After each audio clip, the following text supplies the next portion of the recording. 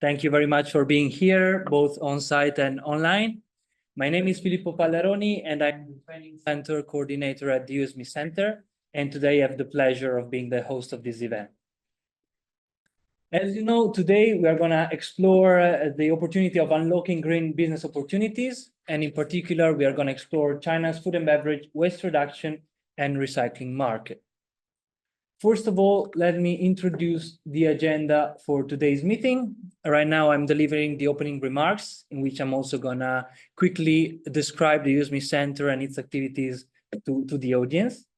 Then we are going to have the first keynote speech from Fabio Toniolo, the report contributor who contributed to this report as a short-term expert for the EU SME Centre.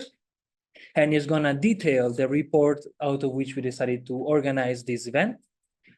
Following Fabio, we are going to go into the details of the practice of the topic of today's event through the contribution of Mike Nyo, the key account manager at Piovan China, an Italian company who has also recently opened a new plant near Suzhou, if I'm not mistaken. In Suzhou. And then we're going to have a very lengthy but interesting panel discussion moderated by Jet Chang, the Environmental Working Group Chair at the European Chamber. And together with Mike and Fabio, we're going to have Xuan Lei from Carbios, who participated in the EU SME Centre recent mission in September, and Xiaobo Zhang from Veolia, also Vice Chair of the Environmental Working Group at the European Chamber. So let's start with the EU SME Centre and the key focus that we have. So the EU SME Centre is a project that started in 2010, so it's now at its 15th anniversary, and is a project that is actually funded by the European Commission, whose objective is to facilitate market access and provide a different range of services for small and medium European enterprises that are either in China or in Europe, and are looking at China as a potential market. As I was mentioning, the initiative was born in 2010, and we are now reaching the end of the fourth phase of the project that's going to end in June 2025. Throughout this fourth phase, we have had four main consortium partners. You can see the names here. The leading partner, the China-Italy Chamber of Commerce, the European Chamber of Commerce, who is hosting today the event in its offices, while from Italy and from Portugal, we have the Italy-China Council Foundation and the Sociedade Portuguesa de Inovação. Together with the consortium partners, we have two associated partners that are Trade Promotion Europe and the EU-China Business Association. But what does the EU SME Centre offer to small and medium enterprises? Well, first of all our services are for free because it's the mandate that the EU Commission decided to implement to our project. And first of all, we have, as you can see here, this self-diagnosis tool. What does it mean? It means that European small and medium enterprises can check with our website whether they actually fit for the market and whether their knowledge of the market is enough to access this very complicated market, but also this great opportunity that China represents. Second of all, we are a knowledge center.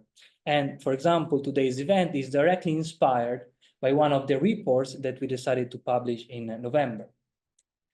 Third, we have the advice service. So companies can book one-to-one consultation with our business advisors that have different specialties and can support their operation in precise market sectors. Fourth, we have trainings. That's precisely the reason we are here and what I'm actually overseeing in my role at the EU SME Centre. And finally, we have advocacy that basically tries to bring the concerns of European companies to the Chinese government through our consortium partners.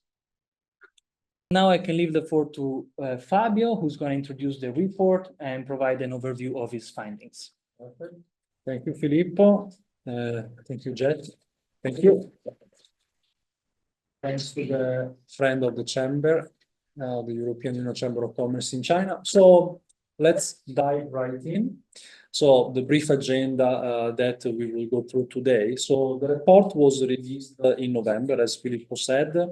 And, drafting the report, we try to focus on the issue that also, in my experience, I faced managing large-scale food service and facility management operations in China for about 10 years.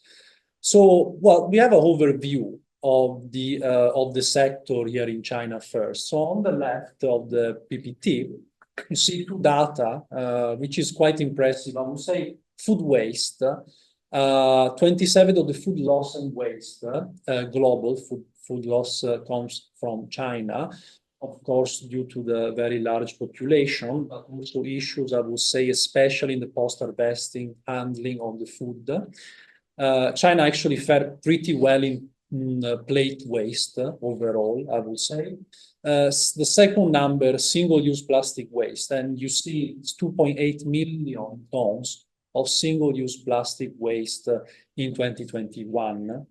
The single-use plastic business amounts for about 65 billion renminbi in 2025, according to predictions. And a very large number of this single-use plastic waste is just landfill or incinerated. So only 30% actually ends up in the recycling industry.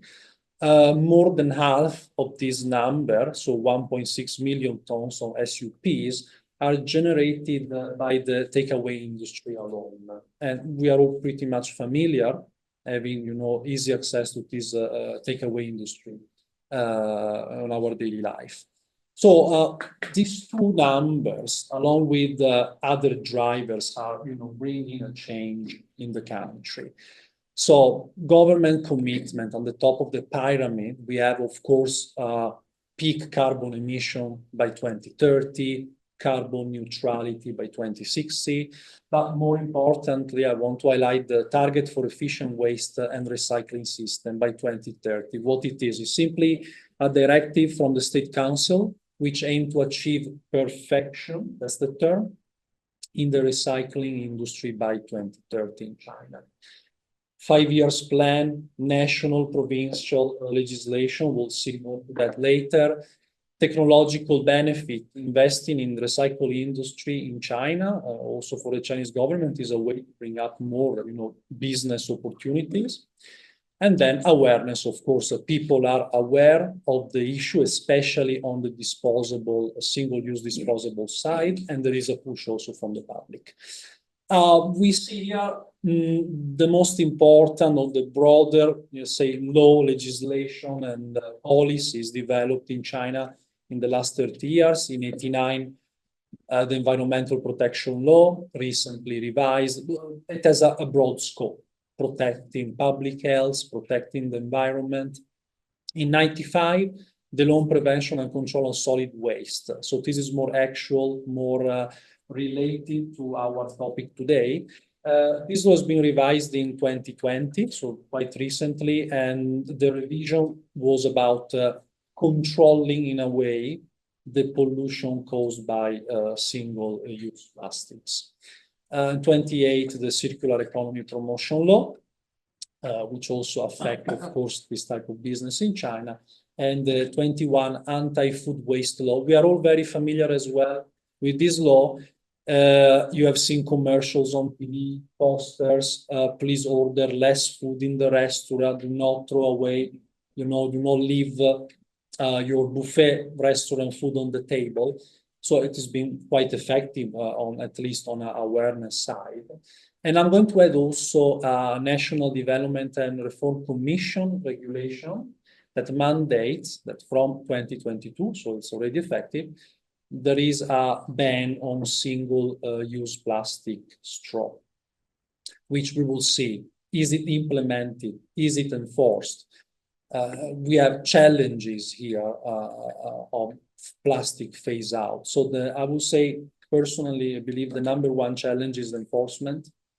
So if you do try to select a non-disposable in your takeaway order, you might notice that your order is often, very often overlooked. So you still receive chopstick or single plastic lid, small container for milk, for example, if you have a coffee.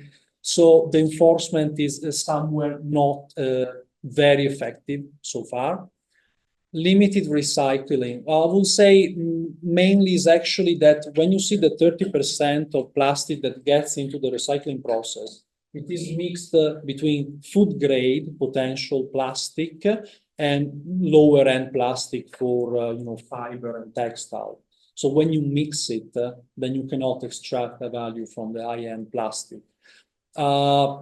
The campaigns, awareness campaigns, that have been proved so far not very effective, especially in university. There is data backing this up.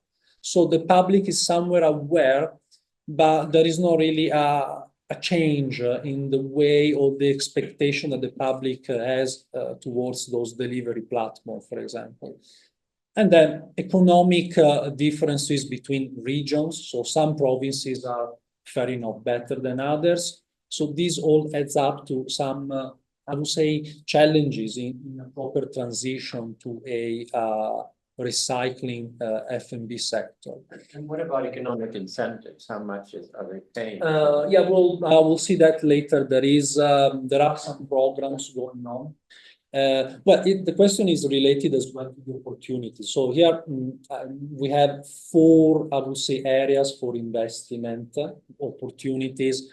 So of course, the number one, in my opinion, the food contact materials from recycled plastic, bottles, for example, or caps or secondary packagings, sterilizing for reusing packaging and containers, food waste management and waste to energy. Well, I'll say immediately, though, Chinese companies are doing pretty well, specifically in the food waste management. So composting, using food for biofuels, so fertilizer or animal feeds, and beyond food contact packaging, for example, shrink films or labeling films in bottles. So a smaller segment, but that offers some opportunities for European business. Key players. So, well, I connect to the previous slide. So Chinese companies overall are pretty good and strong in the food waste management. So the transformation, food waste into something useful. Animal feed, for example. Our data show us that mostly are mid-sized private firms. So not yet the state-owned giants into the business, although Sinopec is increasing, for example, the research and development spending. ENF Recyclone is a very good database online, free, that can give you a good idea how many players are out there. I would say when you look at the high-value products or recycled polymer for food contact materials, the number of companies engaged in the segment is quite small. I brought three here: several materials, income resources, but the number really, there is a bottleneck. Most of the companies engage in lower end recycling of plastic or fibers and textiles, for example. In terms of European company, well, I'm very happy we have many friends here today, so later they will give you more insight. So there are European companies in the business, whether it's on the end side selling you the recycled product. For example, Piovan is our case study, involved in the middle of the process, the machinery, right, the equipment producing this technology. I would say the main factor limiting the presence for European business in China is somewhere the lack of regulation and the gray area where the food contact material operates. And we see part probably of the confusion is in this slide. So a number of regulatory agencies supervise the market. Food Safety Commission of the State Council on the top, National Health Commission, which is involved in formulation, publishing the food safety standard, and includes as well other organizations such as the National Centre for Food Safety Risk Assessment. State Administration for Material Regulation, which includes the FDA, Chinese FDA, which in my career I have dealt a lot with, I will say. Standardization Administration of China, simply formulate the standards like the Obiao GB standards that are necessary to operate in the market.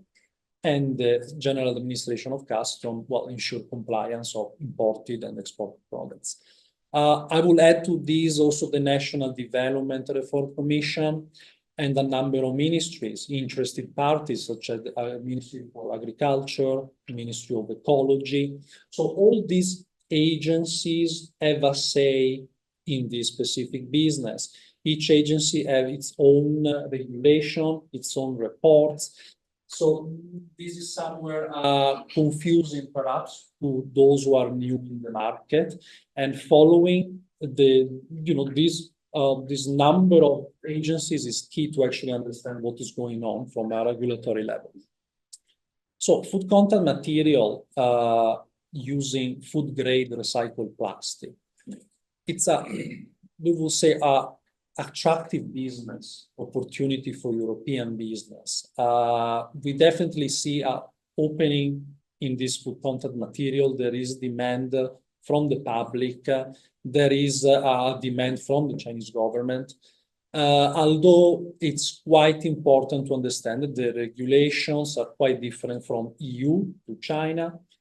And most important, you have overlapping responsibilities between all those agencies involved. And as well, there is right now, not yet a clear-cut regulation or law regulating the food contact material using recycled plastic. It's a completely gray area. There was a proposal during last year, 2 sessions, last year in March.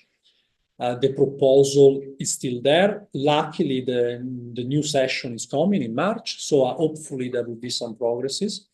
But right now, we can say that the market is a few years late. So this is something to keep in mind for investment here. So what is the future? Well, there's going to be an opening, like I just said. The proposal is there. The CFSA, so the Risk Assessment Center, reporting to part of the National Health Commission, is conducting tests. Which type of test? Mostly taking those recycled polymer under extreme pollution condition and see if they are safe to be transformed into plastic bottles, for example. There are ongoing pilot tests, and this is good news. We understand that things are moving, but we are not there at the end of the process. So we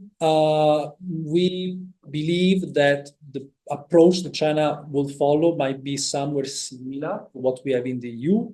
So evaluation of pollution level for different plastic individually, and each plastic has its own recycling process attached to it. But this is purely speculation, and we can say right now if this will be in effect the outcome of all this process. We are almost at the end of this introduction. We thought it was still useful to mention a few market entry options. You are all aware of partnering with a local distributor, which is advantageous because you have no many regulatory risk, minimal investment, but you rely to your partner. You lose branding control, in-house sales management, so establishing a wholly owned foreign enterprise in China or having a representative office. It's positive, you control your brand, but on your own, you have to apply for those licenses, and as well, you have higher administrative costs. So ideal solution for those who have, let's say, big investments or the potential to invest significantly in China. Production in China is ideal for scaling up your production. We all know that those recycling technologies have perhaps a higher cost than virgin plastic. So scaling up production is important to cut your single product cost. The disadvantage is complex ownership solution. And then, well, public-private partnership. For example, the National Key Research and Development from China, or joining calls from the EU, for example, Horizon program, which is the largest ever innovation fund from the EU. And answering to the question before, here is an example. So encourage sector for foreign investment. So China has a research and development platform, and some sectors are encouraged for the investment. So recycling is of course part of it. So companies who invest in the sector have access to a series of benefits. The number one, tax benefits, mainly reduced corporate tax, easy to get land permit or lower office rental, for example, fast track for permissions and licenses, and administrative support from specific areas in China, regions and cities we want to attract this type of companies. Concluding my presentation, a small recap. So focus on research and development. We really advocate to follow China key research and development platform. We believe partnering, public-private partnership is still probably the key to enter the market right now, at least at this very moment. And it's very important to follow the number of regulation agencies and keep updated by the continuous, actually, updates from Chinese FDA, National Health Commission, and so on. Protect, of course, IP. We advocate for that. And to conclude, I believe that long-term commitment is necessary to invest and succeed in the Chinese market. Thank you. Filippo, to you. Thanks a lot, Fabio. I think that we've seen the overall framework, so now we can see what is Piovan's solution to address the problem. Mike, the floor is yours. Thank you. I'm Mike from Piovan China. And first I need to thanks Fabio. You will give us a very comprehensive guidelines and especially the valuable tips.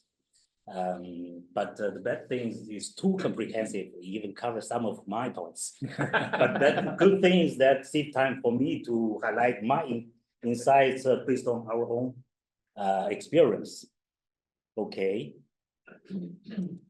So also from my side, that based on our business, we found some challenges. I highlighted into the following 4 points. That when we talk about the recycling, we found that the material is not stable. That means the source and the technology, what line they are using to wash, how to treat these recycling materials is not stable. Not stable means that you need always to adapt the technology to treat these materials.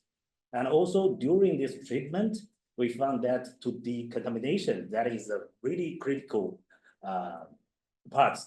Not only in one, this is a long chain, but in this long chain at every stage, you need to think about to decontamination. Like you need to sort in the different materials, PP, PET, PC, different. But also you need to select the metals, dust, these things. And due to this reason, you will find that for the manufacturers, it's really difficult for them to calculate the return of the investment, to optimize the KPIs or OPs, because there are so many uncertainties in this investment. And the last point is also the key, that the traceability. That means our consumers, when you start to drink these bottles, you start to worry that, okay, this is our PET bottles, but is that safe? All this contamination is clean, is under the regulation. This is the concern. So you can see that to recycle let's focus on the bottles, okay? To recycle this, you have many stages to do, and you need to select, you need to shredding, you need washing, drying, even pellets extrusion, and decontamination. And after that, you will go to downstream process line like injection molding to get the preform first, and then blow molding to get the bottles in different shapes. This is a really long way, but each of these stages you will find something to do. Like you need to fit like camera, they need to select the flakes from different colors, different materials first. And during this sorting, you will find that you need to convey a lot of materials and get a lot of dust, and you found also other metals inside. And after that, going to the washing line, you have to make moisture, you need to dry the materials again. And after that, going to the extrusion line, you will find that due to the thermal treat, you got some more VOCs, volatile compounds coming out. So each of these stages, you have something to do and you have something to monitor and control. So how much is the cost of recycling a bottle like that? Yeah. Very costly. Yes, very costly and very risky to start this. But I mean, in cents, how much is it? How much? I cannot say because even Tomra and us, Piovan, we focus in the long chain, we focus in some stage. I Not- understand that, not but always on all. average, I mean, it must be some kind of cost. Yeah. Let's wait for the final Q&A so that we can see. Yes, I would like to share that. And for this page, I just give you an idea that when you start using the rPET, you will find the different contaminations coming out from the cup, from the bottle, from the labels, and from the importers. And even for this is a sparkling water, but for natural water, for oil, for different materials, will transfer also the contaminations into the PET materials. So I will not pronounce these complicated words, but anyway, you will have the idea that so many contaminations we need to remove, to control during the process.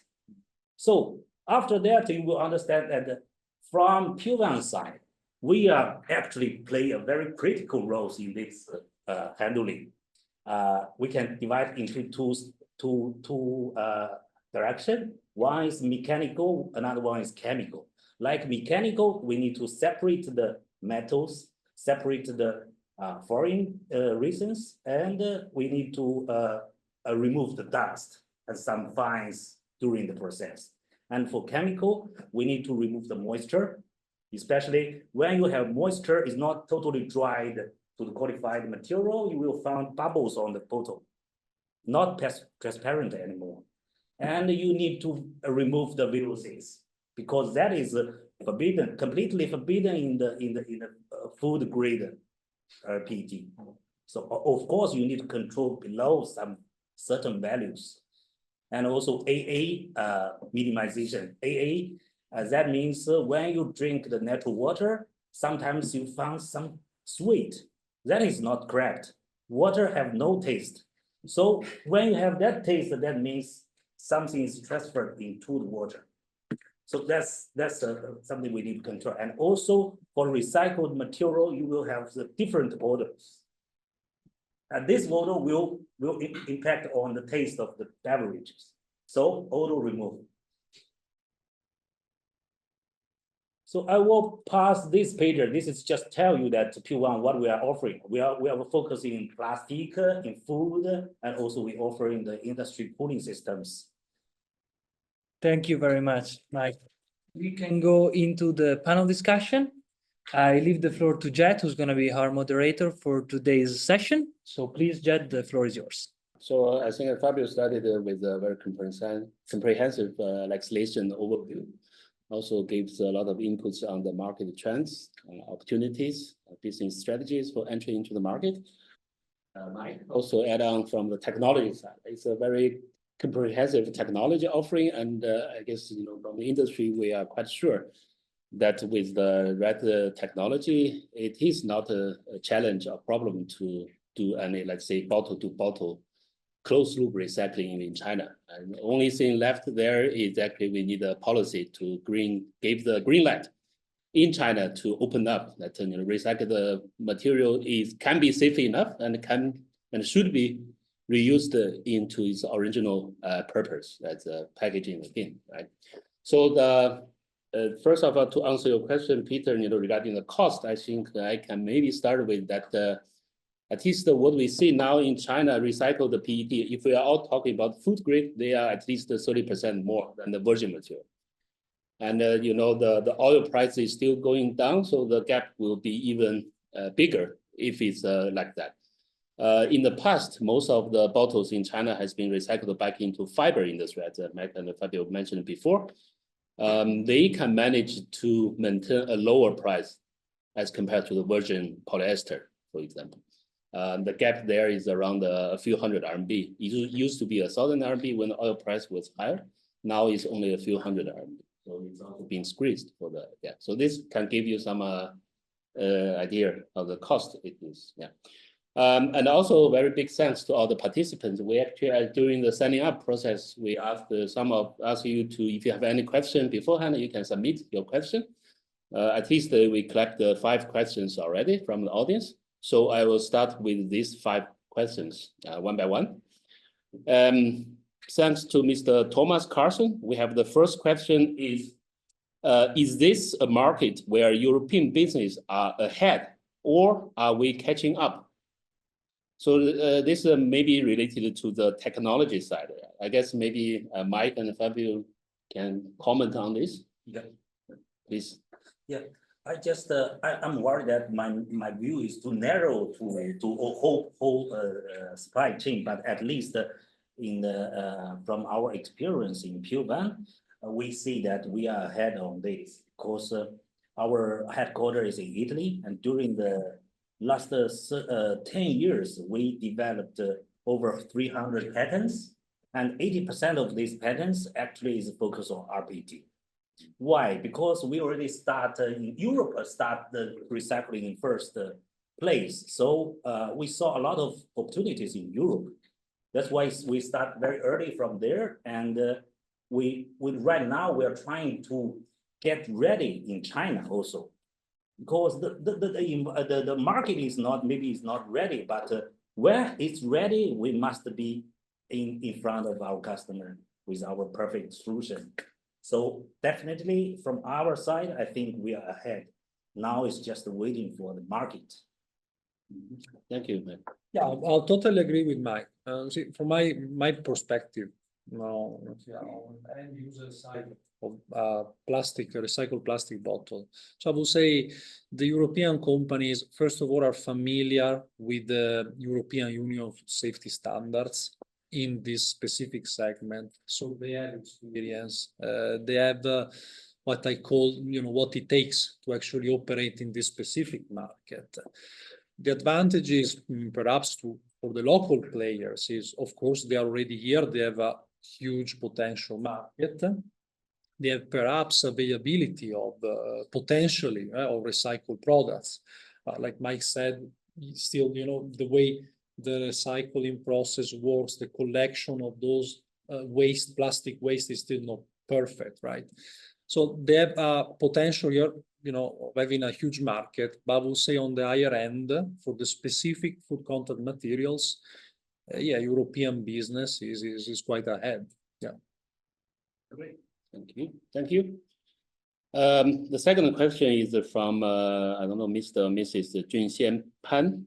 The question is, please introduce the operation process of circular economy in detail and whether the recycling of green low carbon materials can be extended to the transformation and the upgrading of green landscape building materials so as to contribute to the low carbon emission reduction goal of sustainable development. Yes, so I would assume this person is coming from a landscaping engineering company, right? So the question, I don't know, Fabio, you want to comment on that first, maybe? So specifically in the landscaping is not my area of expertise, but on circular economy, I think I would like to add perhaps a point from a food service perspective. So first of all, I think all the business involved in the F&B sector, or especially the large scale operations, right? They're trying to move in away from a linear economy. You take, make, and dispose. Now, in the food service and facility management, I would say there are 3-4 examples of this circular economy. So the easier one, the food waste. The food waste collected in a large scale operation. For example, the peeling of vegetable and fruit by itself is a large amount of composting material that in China, right here in Beijing, is collected by dedicated companies and goes to large plants outside Beijing. So the system here is quite actually I wouldn't say it's perfect, but it's working quite well. Can be improved, yes. Recycled plastic or bioproducts, right? Disposable that can degradable disposable is another example of circular economy. Mind the consumer though, they might prefer to, having a recycled plastic bottle which can be reused, right? That's, I think, maybe the main expectation from the market, in my opinion. In terms of facility, it's a little bit more complicated. Facility involves a lot of chemical products, cleaning, for example, or maintenance. So there are already some solutions. And overall, we have seen an increase of, for example, environmentally friendly chemicals. Although I would say in the specific business of facility, those chemicals do not meet sometimes or often, maybe better, they do meet often the requirement from the FDA for a auditable cleaning for your facility. But there are progress, and already, especially the food waste is part of the circular economy. So yeah, that's my take on the food service side at least. Thank you. I think I can comment a little bit on this. If we're talking about circular economy, I think the concept, the real circular economy, the concept is actually you want to really go into the so-called closed loop recycling or reuse, right? So when we're talking about the landscaping, we can see that already now a lot of waste plastic from other application areas, they are recycled. And as we call it, sometimes downcycled in a way that they can be recycled and made into landscaping building material. But ideally, if you're really talking about the closed loop circular economy, the hope is that in the future, what comes from the landscape building materials should be collected and recycled, maybe back into landscape recycling. Then you have your own closed loop. As we're talking about the bottle, you have bottle to bottle, packaging to packaging. We are even in Europe, we're talking about textile to textile, fiber to fiber, right? So that's kind of the concept of circular economy in Europe, yeah. So I hope that gives the answer to the question. Then we have the third question coming from Mr. Abu Latif Bahat. So the question is, how can the cost challenge of recycling eco-friendly products to replace plastic be addressed, given that sustainable technology is more expensive than conventional plastic production? We have a representative, Xiaobo from Veolia. You are a recycling company. Would you maybe want to comment on this one first? Then we have Mike and Fabio maybe also contribute to this. Yes. Sure. Thank you. And by the way, sorry, I forgot to introduce you. Maybe you can introduce yourself first. So yeah. My name is Zhang Xiaobo, and I come from Veolia China, and I also work in the environmental working group as the vice chair of the working group. And then I chose this question because I think this is very interesting, and the question itself is quite challenging, because I don't, to speak it frankly, I don't think there is such a very effective way to let the problem really addressed, because this is a challenge that naturally exists in today's rules. So what I can say is that how we try to avoid that, or how we try to proceed despite this kind of challenges. One is that, when we try to proceed when we try to proceed the recycling, we have to say that either we can have incentives to do the business, or we can have punishment if we don't have certain policies. If we don't do something according to the policy. So in this way, in terms of incentives, we're trying to lobby the government to have more favorable policies, like tax refund or like more subsidies. But in terms of tax refund, as a recycler, we can say that Veolia is able to do that, based on local government conditions.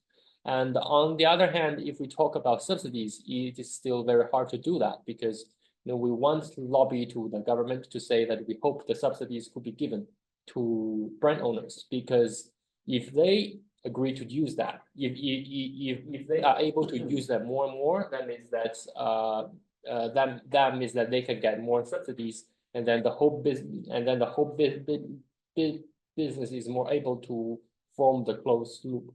So we are able, so we try to do that, but the subsidy in China today is quite hard to be given more to the industry side. So from our point of view, that means that the incentives are quite limited. And on the other hand, if we try to proceed, we have to have more punishment measures if we don't meet certain requirements. But sadly, in China, there is no such very clear target on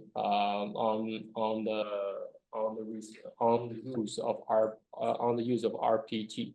So for now, we don't have much punishment. All we can do is that we're looking forward to we're looking forward to more brand owners, to come up with more promises, to come up with more ambitions to use more RPT. So that is how we can proceed recycling despite these kind of challenges. But we have to say that the challenges are there, and like Jet just said that the price of virgin PPT could be fluctuate, but the RPT's price is much higher and is quite stable, and so the challenge is there. And we just try to avoid that. Yeah. Thank you, Xiaobo. Michael, any of you want to? Yeah, actually, from my side, I just give you a very real example that how we did this. Yeah, within 10 years, I think we can never decrease, remove this price gap. The recycling for sure is more expensive than virgin one. But we have really one interesting case. Actually, sorry, it's not in China, but in Vietnam. And yeah, we supply the whole technology, full packaging from Italy. And the first price, I guess, our opinion is also here, that the first price is scare the customer. Yeah, they really cannot afford that price. So in the end, we did what? We do the test in our Italy headquarters, the lab, first to improve that our technology is working. By the way, this system is for the other reason, to remove the smells from the recycled material. And then we start immediately think about localize, because we have plant here in China. Why we don't do in this way? So we start to try to as much as we can to localize all the parts. And in the end, the cost was done, please kidding, the cost was done, I guess is half, right? More, yeah, more than half, yeah. So when the customer think about that so high price, and now you got only half that you can have this technology, they feel much happier. Yeah. So with that gap, and now they think about, yeah, it's worth to do this. Of course, the end user is Unilever, so it's a global company. They have the responsibility, like Xiaobo said. So they have this sense to, yeah, we need to take this responsibility for our consumers. So they accept this, and then finally we finish this installation testing. The result is very good. And now it's think about the next phase. Yeah, this is a really successful case. Yeah. No, I agree with both points, I would say. What can I add? Well, I'll say for RPT, for example, the fact that the price is not fluctuating that much is good when you are a full service company, because you don't want to increase or change your price for the consumer. So my take then is going to be on the consumer side. You see, the market has to increase. It has to be scaling up soon. And yeah, when you look at the papers, partner, public, private funding would be the easier way. So I totally agree with Xiaobo on advocating to increasing these the spending or benefits, especially tax benefits from the various agencies in China. Honestly, I think at the beginning, the consumer they will have to pay for added price because, for example, the cost we mentioned 30% already, but I remember the cost of buying a plastic bottle and filling it with the juice, for example, was more than 30% higher than a virgin plastic, right? So the consumer are honestly they're price sensitive as well. But the end game is the consumers as well making those choices, right? You can choose when you want to spend your money. You can choose if you want to spend your money daily, invest in buying a specific type of product, or on the other side, choosing to buy selectively once a week, something that costs more but has an impact on the overall environmental policy in markets here. So the market needs to scale up. But I'm positive. Like Mike said, it will take some years, so about 10 years later, we will probably see benefits like solar PV, right? In the past was extremely expensive, and scaling it up, the price they've been down for already 10 years, right? So. Thank you. Now we move to the question number 4 from Larry Shen. I guess he's from auto or electronic industry. Right? The question is, I read out. We have to admit reuse or recycling of PET is not something new, right? Even within the mechanical auto electronic industry. Then his question is how to deal with common pinpoint. Pinpoint number 1, secure function and performance of any product without compromising on the quality. Second question, closed loop, unreliable and affordable source of valuable waste. Yeah, I guess this maybe Xiaobo and Ms. Xuanlei, you can take on this question. Maybe I started with you. Yeah. Please also introduce yourself. Okay. Hello, everyone. My name is Zhang Xuanlei. I'm the Senior VP of Carbios China. And Carbios is offering actually the world-leading cutting-edge biorecycling solution. So we use enzyme instead of mechanical recycling or other glycolysis or methanol recycling method. So it's a brand new, and we believe it's much more friendly and with a much better LCI index. So impact is quite huge. And secure function and performance on the end products. Yes, this is a concern because we are from, let's say we are from chemical recycling or bio recycling. Comparing with the traditional mechanical recycling, of course, we depolymerize the PET into its building blocks, which is monomers such as PTA and MEG, and which was used traditionally by the virgin PET producers to produce the packaging or textile and et cetera, et cetera. And our technology is really to return the waste PET bottle or polyester or all kinds of food trays, multi or single layer food trays, anything which has a content of PET. We really provide a solution, very gentle solution, eco-friendly solution, low temperature, low pressure, and using water as the only solution. So it's very gentle, very tolerant, and we bring that back into the building block, which is the original monomers, and with a purity and efficiency as higher as possible to the virgin PET, which is 99.9% purity, comparing the virgin. So this, I believe, with our Carbios cutting edge solution. By the way, I believe we're the leading company in this technology in the world. Yeah, we are. Yes, kind of reference actually in the world in this area. So this can be a very complementary solution to the traditional mechanical recycling. We are not competing with mechanical recycling, which is already doing quite good and very well in certain area. They're very mature because they use this bottle and they can do bottle to bottle very easily. And however, maybe by the end of the fifth circle, if I may imagine, okay, if it's authorized to recycle and recycle and recycle 5 times or 4 times and 5 times, the mechanical recycled bottle will be incinerated or buried, right? And we can recover that as a backup solution and depolymerize that into the virgin-like monomers. So this is, when I say virgin-like monomers, so we guarantee the quality.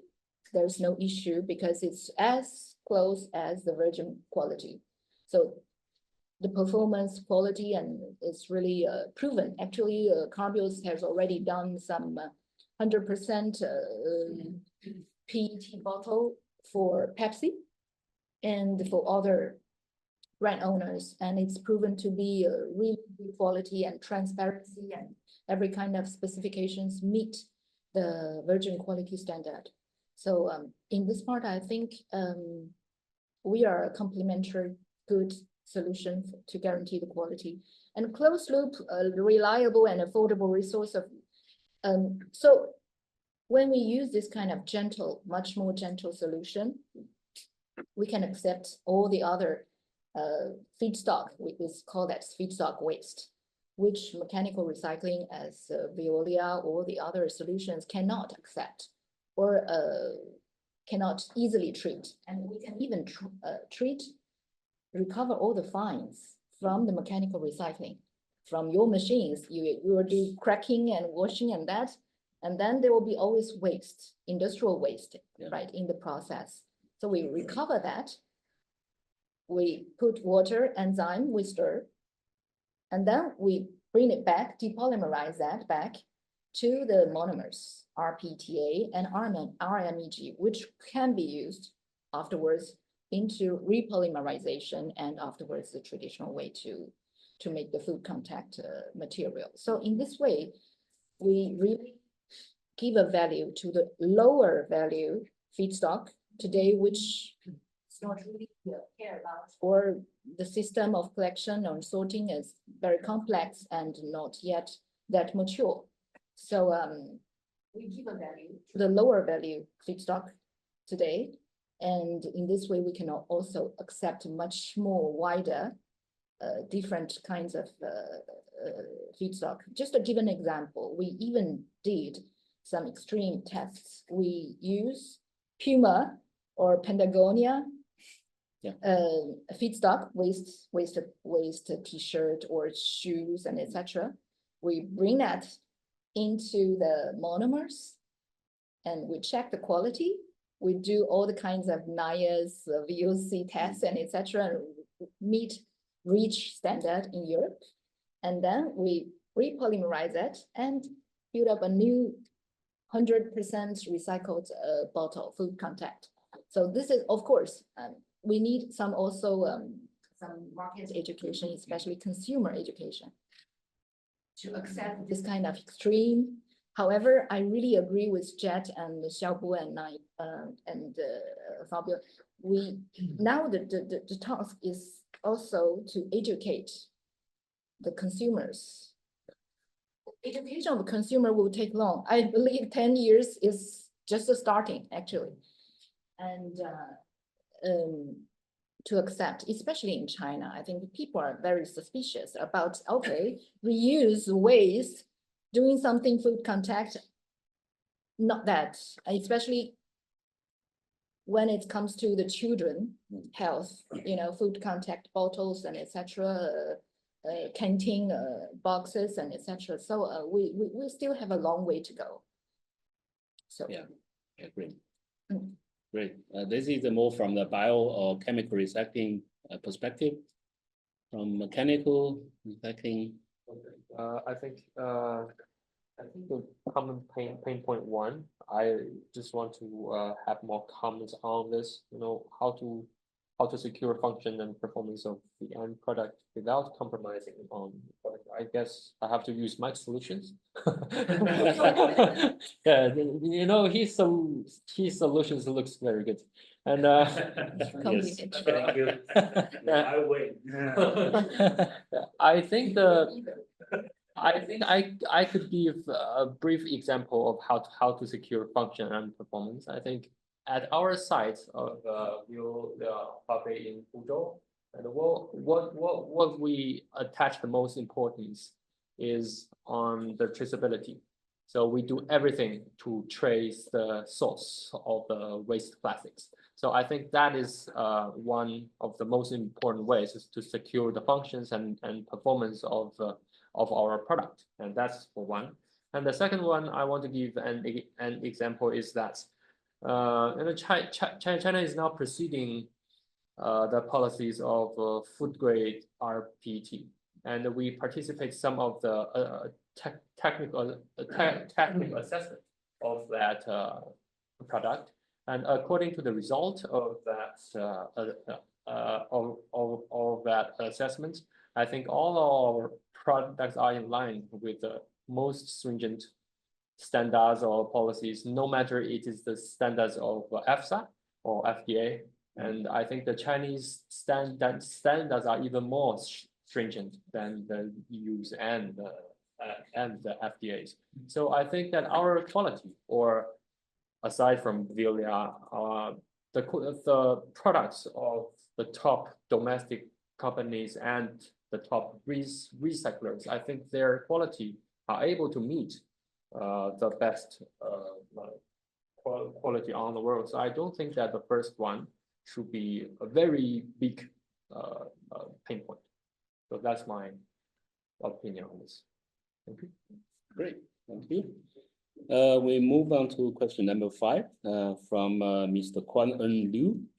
The question is, has there been any source of expanding this business model and enable Western countries to learn and adopt the success that can be seen? Western foreign companies always have the opportunity to expand in China, where very few, if any, Chinese companies expand abroad in such sector.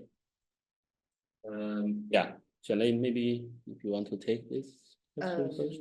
Yeah, actually, we had an exchange before this, and yes, it's true. It's true. There's not many Chinese companies expanding their recycling business to the other countries. The very few that we know is recently, yesterday they launched, they published, right? That was yesterday. Yeah, it's a Chinese mechanical recycler, which is called Kingfa. They established a line in Spain. A line in Spain, right? How what do you know the volume? It's between 30 to 50,000 tons a year. Yeah. So this is very few, and I know that some of the PET producers, original PET producers, they who are really engaged into the rPET business, they are trying to establish some lines also elsewhere, especially starting from Southeast Asian countries, Vietnam, Indonesia. They're seeing this, like Interco also. Yeah, right? in Malaysia. In Malaysia, they have a plant of 20 or 30,000 ton and for rPET. So this is some of the pioneers that we know. Of course, there's something to expand, because the mechanical recycling, I believe Chinese companies are doing quite well, and it's in a very mature level already. Please, Jed. Oh, yeah. So yeah, we see that in general, we see that for the Chinese company now, the recent trend is going out of China, right? Going abroad. Too high. That's the trend, right? And we now see with the upcoming the regulation in Europe, PPWR, the packaging regulation, it has a requirement, and then we can also foresee that the Chinese company maybe will have to establish themselves. One of the reasons Kingfa established themselves in Spain for Europe is actually they foreseen there's a need coming soon, that they need to have some presence in the European market to be able to supply to the customers there. Yeah. So we see that will come very soon. Yeah. Yeah, we have also some questions actually being directed to individual panel members here. So I will also have to go through. I was also informed by my colleague that we received 2 questions online. Okay. Do you mind if I read them and then we see who Okay. can actually reply? Maybe we open the Q&A to the audience here as well. Sure. It's okay. Okay, that's fine. So the first question we received online is, what particular policy support you are advocating for in China to increase rPET application in food content package, except subsidy? Thanks. I think that goes well to Fabio, right? Consumer awareness. Let's force the people to buy this. No, look, I would say we mentioned the Horizon program, right? And then the China R&D program. Now, the China R&D program about subsidies, anyway, it's on paper, but it's not that yet, as Xiaobo also explained to us very clearly. So I think overall, you might look into specific geographical location and provinces. So my take would be follow those provinces which are fair enough, a little bit better. I would say Zhejiang, Jiangsu, for example, Guangdong, production hub for decades already. And as well, I would say Hainan provinces, which is, if it's not the first, it's really one of the first provinces that started to banning, for example, single-use plastic straw. So I would say more than which type of partnership you're looking for, if you do not want to have access on tax benefit, if you believe anywhere they're not there yet, go to specific region, specific industrial district in China.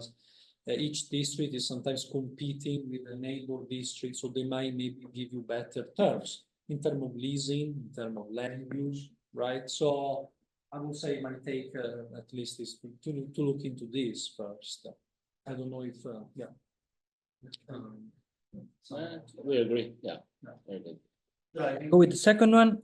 That is, could you comment on the use of fresh water in RPT recycling, as water is also a critical resource?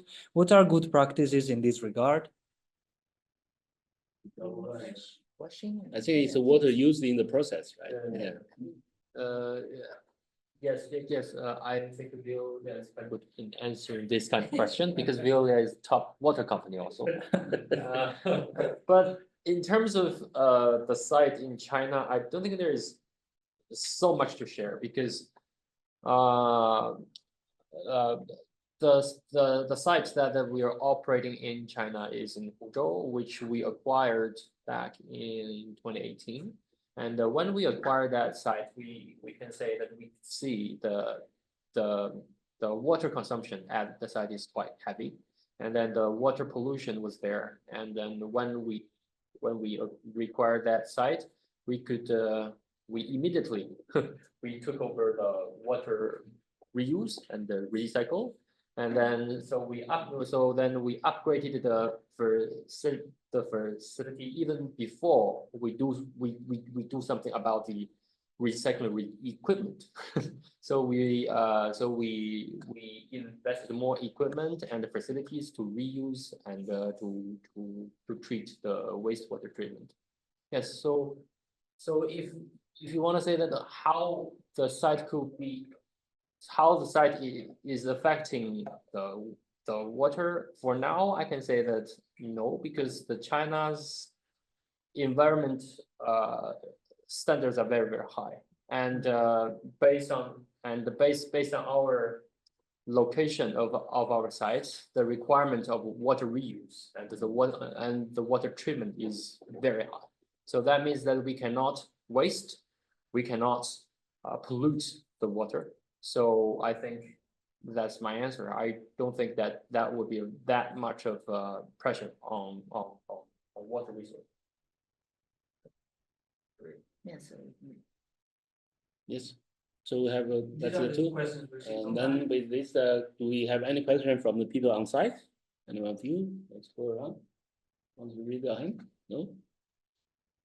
Okay, then we still have a few questions actually directed to the panelists, right? That's I will work on that. I turn to you, Mike. So, where do you see the main source of bottle breaks in China, Asia, or in Europe, right? Yeah, actually, this is my question.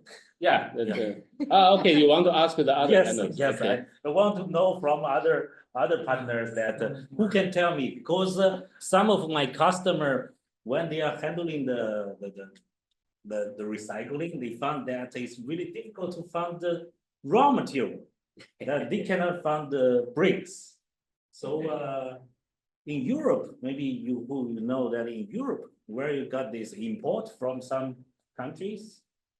Maybe I can start from Europe. Europe, Yeah. we see a lot of countries with the so-called deposit return schemes. That means, you have to have a deposited money on the bottle, then you have to take it back. Then it will be collected. In the countries like Sweden, Norway, Germany, with the regulation, it's more than 90% collection rate. So most of the bottles comes back. Then you don't have trouble have the bottle breaks to the recycling industry, right? In Asia, as far as I know, a number of countries like India, Malaysia, Indonesia, Philippines, Vietnam, they are looking at the so-called EPR, extended producer responsibility schemes. That will also have some kind of a requirement for collection. So then you will also have a kind of a secured supply of recycled, collected post-use bottle breaks. Yeah. China, we don't have that regulation yet. So then basically we have this so-called informal collection network, right? The scavengers, scrap shops, workshops, they will collect this. I guess Xiaobo knows a lot, where you get your bottle bricks from in the Huafei plant. From the reason that we chose Huafei, that we chose to locate in Huzhou, is that it is in the Yangtze River region. So You can collect the bottle from the river. yeah, nope.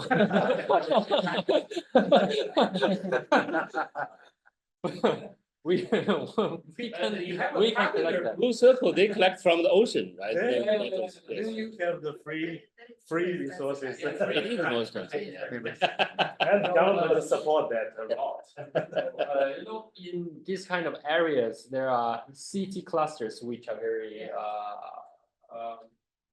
developed, and so the consumption of plastics are high. So that's why we can see that these areas are reasonable because we are easy to get the bricks from there. For example, we can get the bricks from Hangzhou, we can get the bricks from even from Shanghai, and so it's quite convenient. Yeah, and also we can get some from rivers and from oceans, but not that much. I have a question. Yeah. So what about reusable containers? Is there any move in China towards that as well, that you don't need to recycle and destroy, but you can just clean them and reuse them? Maybe I can start. When we talk about China, we also kind of China vs EU, right? What's going on in Europe? In the packaging regulation, you have a clear target. HoReCa sector have to offer reuse possibility to the consumers, and then they have a quantity target for 10%, 20%. So then you see a lot of movement in Europe now.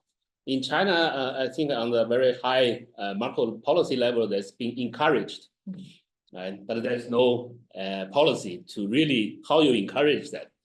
It's wording there, but what's how you implement, what kind of benefits you get. So we see only some brand owners individually, they are start offering, even like, for example, some of the coffee shops, if you bring your own bottle, you get a deduction. That's to encourage, that's one type of reuse, right? But to set up a whole reuse system, we don't see any policy yet. So that's something coming up, I think driven by environment NGOs, but it's not a big scale yet. Yes. Just one point. I mentioned this is because we know that all the things we have done, actually, most of the contamination is coming from the source. During the process, we are always removing something from outside these resources. So that's why I care about where we get these resources. Understand. Yeah, Yeah. directly finish this and go to the recycling, or you passing some rubbish and then go. That's totally different. Totally different. Yes. Maybe you can turn to the biomaterials a little bit, right? So we have a question here. Could the bio-based PET, for example, Coca-Cola's plant bottle, or biodegradable plastics, for example, PLA and others, disrupt the rPET market? How should the industry respond? I don't know if anyone want to. This is my question. This is the question. Yeah. Anyone It's an want to open take question this to question, everyone. even from the audience, if you are coming from a relevant industrial sector? Yeah, because my concern was, we talk about rPET and we also talked about single-use plastics ban in Hainan province, and even I heard some news in Henan province, there are some moves Yeah. towards this, also ban the single-use plastic. And this is why there are much more big giant companies invested also in biodegradable materials like PLA and etc. So I would like to know your opinion, just brainstorming an open question about this. I see, if I may, I think, you know, the issue I faced before in terms of bioproducts, right? Traceability. Why you have large players in the market, but I remember facing, not directly me, but even procurement, like facing, you know, a very large number of players selling these products, but then when it came to traceability or even really proper certification to meet procurement standard, there were many issues, right? So from a consumer point of view, many of my consumers, they like the idea of having those type of product, but you know, still it's if it's just a single-use product, something you consume, you throw away, the response may cool down pretty quick, I think. I think still the key perhaps is something more reusable, right? And we come back always to the same loop, a consumer awareness. And if you think about here, for example, older generation, they actually are more caring about you know, reusable. You have a taxi driver with a cup, with a tea, right? So glass cup usually. Younger generation, no, and connecting also to the previous question, we still see in terms of reusable products, it's still a niche market. The number of consumers who are actually really reusing something definitely are really few. Majority also has no choice, right? You might enter some retail shops, some restaurants, and you know, the single-use product is just right there. Whether it's a cover for the tray, whether it's the like the plastic fork. And in terms of consumer, I think also educationally, recycling plastic is something that is more impactful. You're giving new life to what before was a dead-end product, right? So that's my take. Maybe I want to add a little bit on that. I think on top of Fabio's points, I think I very much agree. And I heard a sentence I very much agree. It's a quote. There is no sustainable material, so such thing, but there's only a sustainable system. So if you only look at, you know, using one material to replace another material, it will bring some benefits, but it will also bring challenges and problems, right? PLA, biodegradable, so-called, or paper to replace plastic, that's always create other problems, right? So you need to have a system. So no matter what kind of material is there, you need to have a system like a post-consumer, how you collect them, how you separate them, sort them, how you recycle them, reuse them, right? So this is the thing we should actually focus on, rather than just compare this material is better than another one. You know, that's our point. Yeah, and also a little bit commercial for Tomra that we can even actually sort PLA out of PET, right? Because if you only have a little bit of PLA bottles, for example, or plant bottles, then the majority are still PET bottles. Then you see all these PLA or plant bottles are the contamination to PET bottles. You have to take it out, otherwise it will damage the original system, no matter if it's a mechanical or chemical or bio recycling, right? So you need to have a system to address that. That's the key. That's the key. Yeah. We still have a few minutes. There's a question I think raised by Xiaobo. Maybe I want to read it out. Foreign food and beverage companies are very concerned about the plastic reduction issue. Are the Chinese companies equally motivated, or are there any plans or roadmap? Is that the question you want to read, right? Actually, That's the question you want to answer. Yeah. Okay, please. I guess That's what. Yes. Either way it goes well. All right, but I think the question could also open to all the participants as well, because this is what I want to share a little bit, because our clients of Huawei for now are mostly from international brands. So so the question, are the Chinese companies equally motivated? I think they are at the current stage, they are beginning to have more concerns on this kind of issues, but they are not as motivated as their peers in the Western countries. So why? Because as what we just discussed, China does not have a very clear goal right now to use the food grade RPT. So I think that is why they neither have the incentives to do that, nor they have the nor they face the fines of not meeting their requirements. So that is why they are not motivated right now.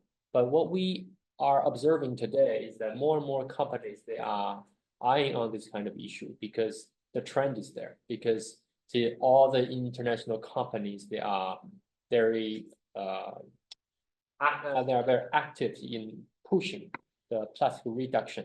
So that means that the more and more domestic companies, they are reaching out to us.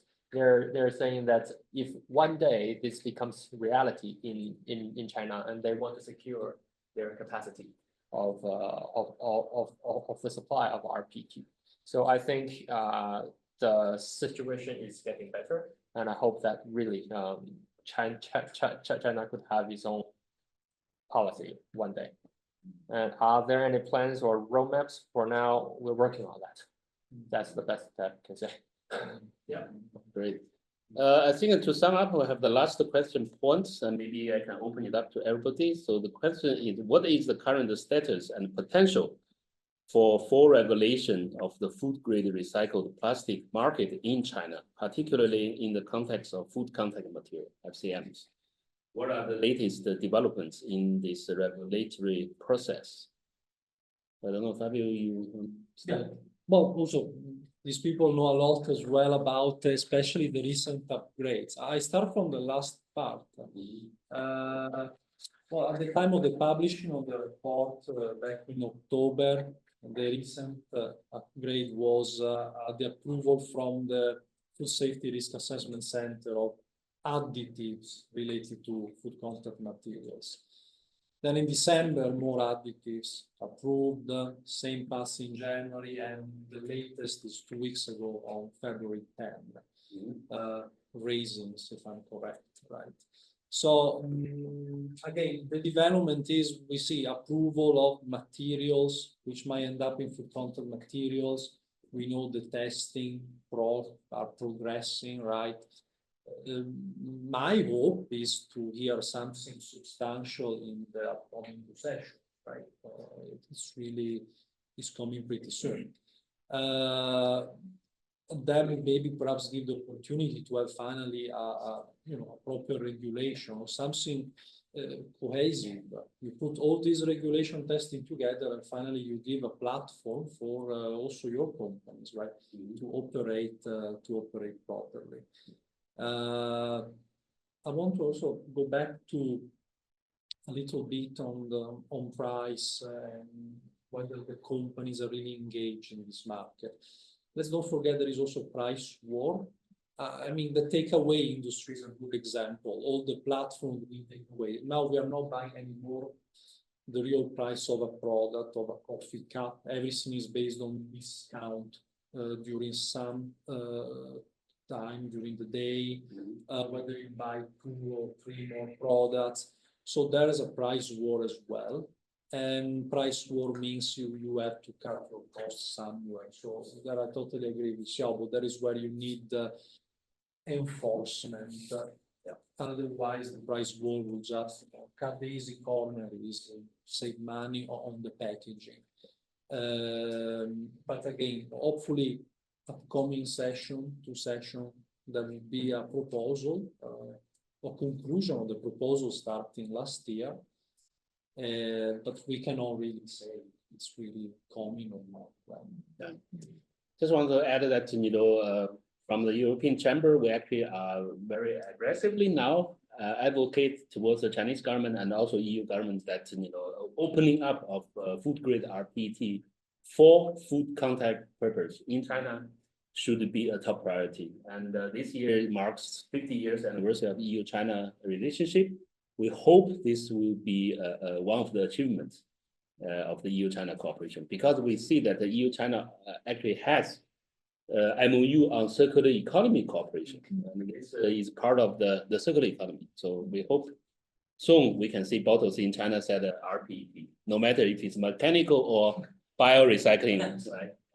So I guess we can conclude the panel session. I turn back to you, Filippo, as a closing remarks. Well, yes, I think that we can close here the session. I really would like to thank all the speakers and just for moderating the session. I think that you brought really valuable insights, especially on the practical side. Because one of the things that we try to achieve the most with this kind of trainings is going beyond just simple words that depict the overall framework, but we try to get to the practice, because in the end, our function is to serve and help small and medium enterprises, and their day-to-day concerns is the price problem that one of our guests raised. So thank you very much, really. I think you deserve a lot.